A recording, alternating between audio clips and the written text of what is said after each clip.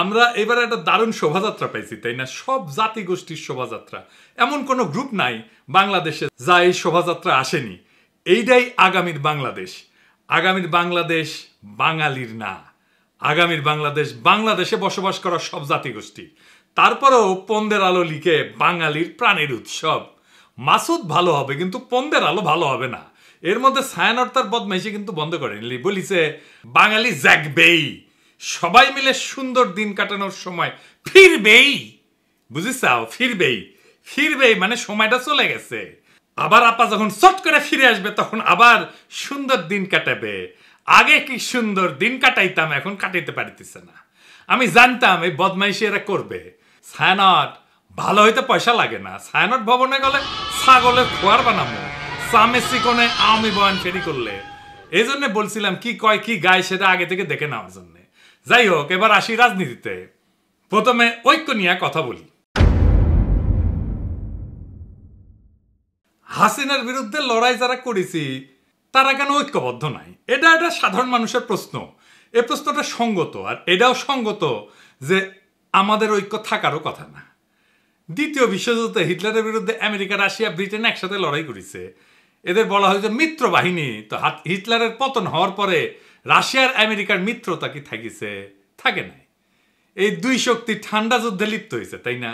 অত দূরে যাইতে হবে না। 1990 খালেদা জিয়ার হাসিনা ঐক্য ছিল না, তারা একসাথে এরশাদকে হটানোর লড়াই করেছে না, থাকছে ঐক্য থাকে নাই।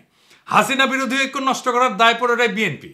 প্রথমে শুরু হইলো টেম্পু স্ট্যান্ড দখল, এখনো চলিচ্ছে। দেখেন তৃণমূলে নিজেরা দখল নিয়ে মারপিট করিচ্ছে, আর বুড়ারা আছে ক্ষমতায় যাওয়ার জন্য নির্বাচন নির্বাচন নির্বাচন করে মুখে ফেনা তুলে ফেলেছে। গণতন্ত্রের জন্য নাকি নির্বাচন লাগবে, ডিসেম্বরের মধ্যেই নাকি নির্বাচন লাগবে। এই ডিসেম্বরের আগে বাংলাদেশের জাতীয় সংসদ নির্বাচনের ব্যবস্থা করবেন। শুনেন, এই সালাউদ্দিন সাহেব আগে কি কইছিল? আমরা সময় বেঁধে দিতে চাই না। সুতরাং গণতান্ত্রিক প্রক্রিয়ায় ফিরে যাওয়াটার বিষয়টি অগ্রাধিকার। সেই হিসাবে আমরা কোনো নির্ধারিত সময়সীমা রেখা আমরা বলতে চাই না। শুনেছেন?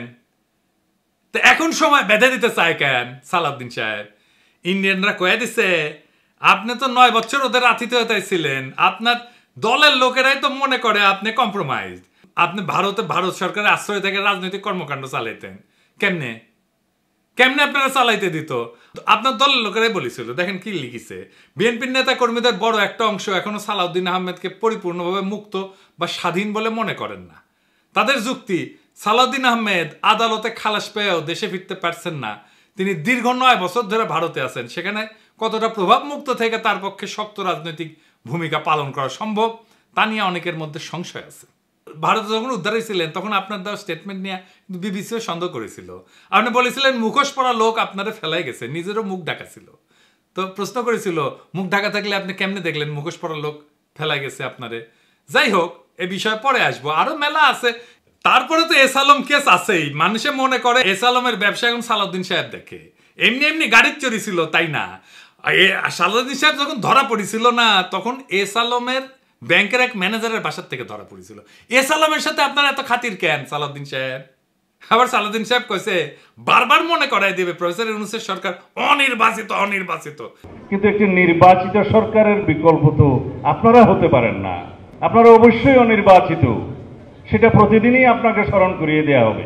কেন সালাউদ্দিন সাহেব মনে করাই দিতে হবে কেন? প্রফেসর ইউনূসের সরকারকে আপনার মতো ডিমেনশিয়া আক্রান্ত, আপনার তো ব্রাহ্মী রসায়ন খাইতে হবে। দেখেন কতজন আওয়ামী আমলের নির্যাতনের শিকার হয়ে মারা গেছে তার সংখ্যা আপনি বলতে পারেন না। শোনান এডিটর সাহেব। প্রায় 2600 কতজন আমার ঠিক মনে নাই, মোর দেন 2600 রাজনৈতিক নির্যাতনের শিকার হয়ে আওয়ামী সন্ত্রাসীদের হাতে এবং সরকারি বাহিনীর হাতে নিহত হয়েছে। প্রধান রাজনৈতিক দলের প্রধান মুখপাত্র, যার রাজনীতি করা ছাড়া আর কোনো কাজ নাই, সে শহীদের সংখ্যা ভুলে যায়।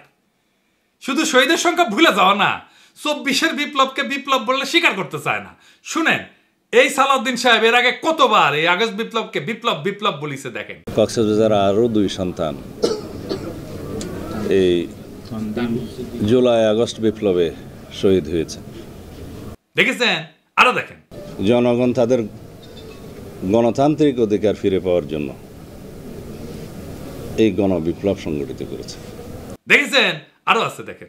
পৃথিবীতে একটা নজিরবিহীন ছাত্র জনতার বিপ্লব হয়েছে, সেই বিপ্লবকে পৃথিবীর সামনে দেখিয়ে দিতে হবে এই রক্তাক্ত বিপ্লবের মধ্য দিয়ে। দেখেছেন, বিপ্লব বিপ্লব বলতে বলতে কাইট হয়ে পড়ে যায়। এইবার বলেন যে কয় মাসের মধ্যে সে চোখ উল্টায় দিচ্ছে, দেখেন কি করছে। এদেশে গণতান্ত্রিক গণঅভ্যুত্থান, ছাত্র গণঅভ্যুত্থান সৃষ্টি করেছে।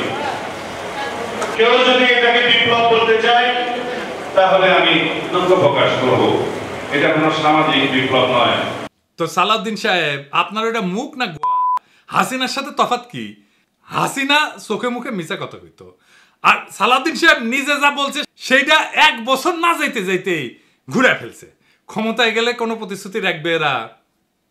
রাখবে না। তার স্যাম্পল তো এখানেই। আর সে কি রাজনীতি, সংবিধান এসব বুঝে? এই সমস্ত কথাবার্তা যে কয়, আসেন এটা একটু দেখি।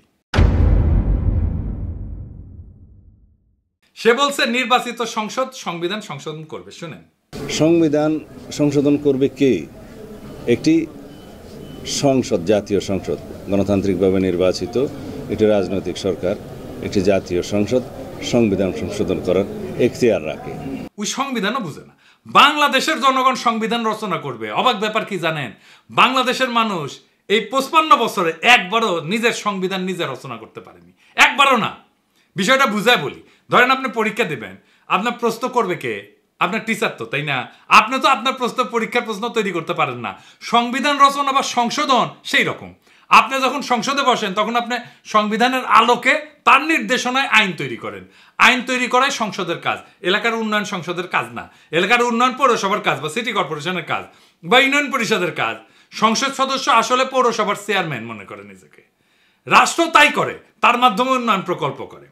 এর ফলে যাদের উন্নয়ন করার কথা, যে স্থানীয় সরকার, তারা শক্তিশালী হয় না, আর এই এমপি গুলো ধান্দার মধ্যে ঢুকে যায়। উন্নয়ন প্রকল্প করলে টাকা খরচা করবে এমপি, টাকা মারা যাবে উন্নয়ন প্রকল্প থেকে। যেই সংবিধানের আলোকে আইন তৈরি করবে সেই সংবিধানে সে হাত দিতে পারবে না। তো এই উন্নয়ন প্রকল্পে কেন এত এমপির খায়েশ জানেন? উঠে গেলে টাকা মারা যাবে উন্নয়ন প্রকল্প থেকে। এই জন্যেই এই এমপি হইতে চায়।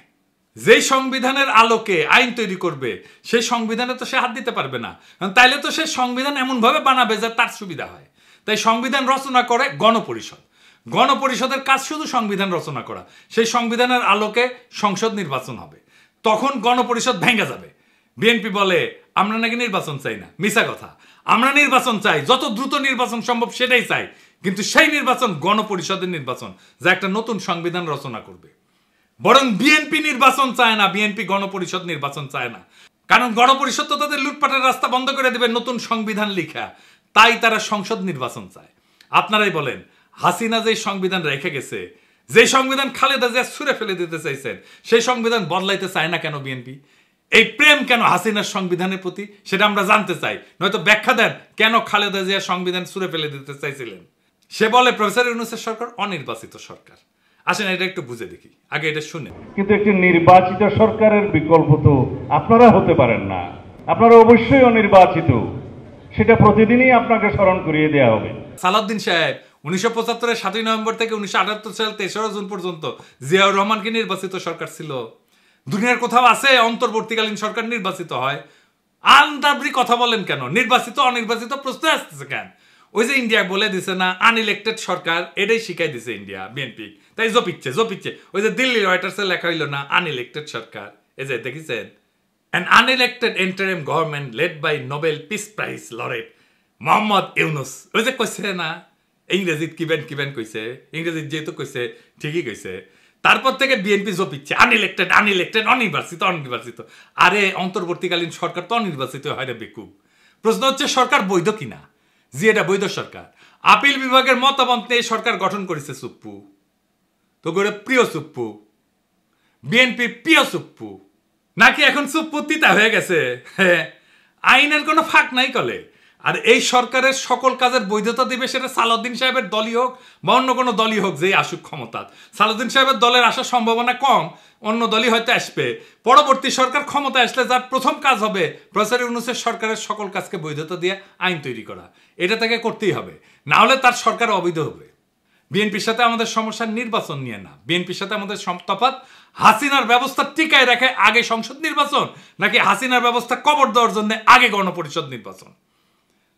তফাৎ খুব পরিষ্কার। বিএনপি চায় হাসিনার ব্যবস্থায় থাকুক, আগের মতোই সংবিধান থাকুক।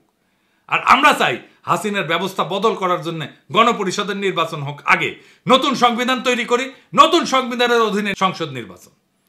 এত নির্বাচন করতেছেন, দলের মধ্যে নির্বাচন করে কমিটি তৈরি করতে পারেন না কেন? আগে ওইটা করেন। নিজের দলের নির্বাচনের কালচার নাই, আর দেশের মানুষের শিখাইতে আসছে গণতন্ত্র আর নির্বাচন। খারান হাইসানি হ্যাঁ আমি না ঘোড়ায় আসবো, দেখাই যায়। এতদিন কোন কমিটিটা নির্বাচন করে আপনি করতে পারছেন? নিজের কোন কমিটি? নিজের কমিটি করতে পারেন না নির্বাচন করে, আর জাতীয় নির্বাচন নিয়ে মাথা খারাপ করে ফেলছেন। আর ভাই আপনার তো দলেরই ঠিক নাই। মির্জা আব্বাস কয় এটা দ্বিতীয় স্বাধীনতা না। স্বাধীনতা দিবস প্রমাণ করবে যে দ্বিতীয় স্বাধীনতা বলে বাংলাদেশে কিছু নাই। সে নিজের দলের চেয়ারপারসনের বক্তব্য শুনে নাই। দেখেন তারেক রহমান কি বলে। 1971 এর মুক্তিযুদ্ধ আর 2024-এর মুক্তিযুদ্ধ, উভয় মুক্তিযুদ্ধেই জনগণের বার্তা একটি। কি সেটি? সেই বার্তা হলো শর্ত দিয়ে স্বাধীনতা হয় না। স্বাধীনতা প্রিয় জনগণ স্বাধীনতা অর্জন কিংবা স্বাধীনতা রক্ষায় কোনো শর্ত মানে না, মানতে রাজি না। গণহত্যাকারী স্বৈরাচারী হাসিনা পালিয়ে যাবার পরে বাংলাদেশ থেকে, প্রিয় বাংলাদেশ থেকে আমি যত মানুষের সাথে কথা বলেছি, প্রতিটি মানুষ অনুভূতি প্রকাশের প্রথম উচ্চারণ ছিল বাংলাদেশ স্বাধীন হয়েছে। স্বাধীন বাংলাদেশ থেকে বলছি। দেশ এবং জনগণকে স্বাধীন করতে গিয়ে চোখে মুখে বুকে গুলি আলিঙ্গন করা আবু সাইদ কিংবা মুগ্ধের মতন হাজারো ছাত্র ছাত্রী, তরুণ তরুণীকে প্রাণ বিসর্জন দিতে হয়েছে। শুনেছেন? এই দলের প্রধান নেতা বলে এক কথা, আর স্থায়ী কমিটির নেতা সারিন্দা বাজায় আর এক। এই দল দেশ চালানোর মতো লায়ক হয়েছে? আগে নির্বাচন দিয়ে কমিটি বানান, দেখি কেমন গণতন্ত্র এখানে, তারপরে দেশের গণতন্ত্রের ঠিকা নিয়েন। আপনি আসরি ধর্ম পরের শিখাও। ওই যে পরীক্ষার কথা কইছি না, নিজের প্রশ্নপত্র নিজে বানানো যায় না, বানাবে টিচার। গণপরিষদে হইতেছে সেই টিচার যে জনগণের হইয়া প্রশ্নপত্র তৈরি করবে, সংবিধান রচনা করবে, তারপর সেই সংবিধানের আলোকে সংসদ নির্বাচন হবে। এটা হইল জনগণের মালিকানা। আর আজ যারা বলে আগে সংসদ নির্বাচন দরকার, তারা আসলে হাসিনার পুরানো খোলা খাতা দিয়ে আবার পরীক্ষা নিতে চায়, যে খাতায় শুধু দুইটা প্রশ্ন থাকে, লুটপাট আর গোলামি। আমরা চাই নতুন খাতা, নতুন প্রশ্নপত্র, নতুন পরীক্ষা, যার নাম হইল গণপরিষদ নির্বাচন। এই নির্বাচন হবে নতুন দিনের জন্য, নতুন সমাজ গঠনের জন্য, যেখানে জনগণ নিজের হাতে সংবিধান লিখবে, নিজের শাসকের হিসাব চাইবে। সংসদ না, আগে লাগবে গণপরিষদ। নির্বাচন চাই, কিন্তু সেই নির্বাচন যেটা হাসিনার ব্যবস্থাকে কবর দিয়া ভবিষ্যতের বাংলাদেশকে জন্ম দেবে, সেই নির্বাচন চাই। এটাই হইল লড়াইয়ের মূল, এটাই হইল বিপ্লবের আকাঙ্ক্ষা, 24-এর বিপ্লবের আকাঙ্ক্ষা। এটাকেই আমরা বাস্তবায়ন করতে চাই। আর আপনারা বিএনপিরা সেই বিপ্লবের আকাঙ্ক্ষার সামনে পাহাড়ের সমান বাধা হয়ে দাঁড়ায় আছেন। এই বাধা আমরা মানব না। এই বাধা কিভাবে সরায় দিতে হয়, এই বাধাকে কিভাবে পরাজিত করতে হয়, সেইটা আমাদের জানা আছে। সেটাও টাইম মতো দেখে নেবেন। ইনকিলাব জিন্দাবাদ।